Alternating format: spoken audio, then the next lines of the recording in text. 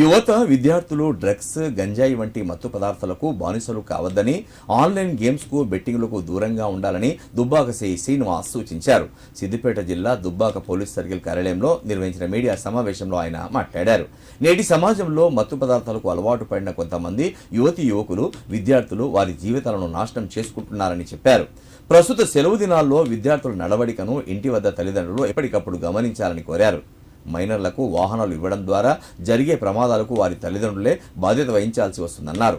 ఎవరైనా మహిళలపై వేధింపులకు అకృత్యాలకు పాల్పడితే కఠిన చర్యలు తప్పవని సిఐ హెచ్చరించారు. దుబ్బాక సర్కిల్ ప్రజల అందరికీ నమస్కారం.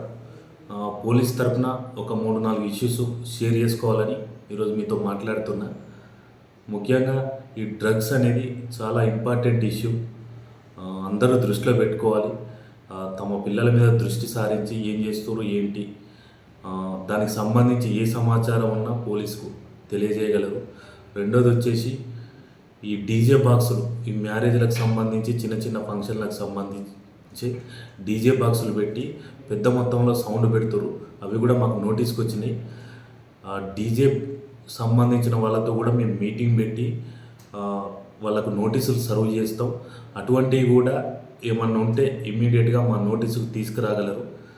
నెక్స్ట్ ఈ రోడ్డు ప్రమాదాలు, మైనర్లు ఎక్కువగా ఈ మధ్యన బండ్లు నడుపుతూ ఎక్కువ మొత్తంలో ప్రమాదాలు జరుగుతున్నాయి.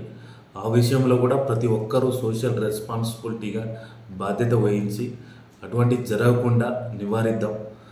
నెక్స్ట్ ఈ యువత సమ్మరు ఈ ఆన్లైన్ యాప్లు ప్లస్ బెట్టింగ్లలో ఖాళీగా ఉండి అనవసరంగా పెద్ద మొత్తంలో అమౌంట్ పోగొట్టుకుంటున్నారు. ఇది మేము రెగ్యులర్గా చెప్తున్నాం.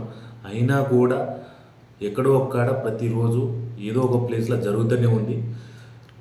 ఆ విషయంలో ఆన్లైన్ లింకులు కానీ యాప్స్ కానీ ఎట్టి పరిస్థితుల్లో వాటి జోలికి పోవద్దు.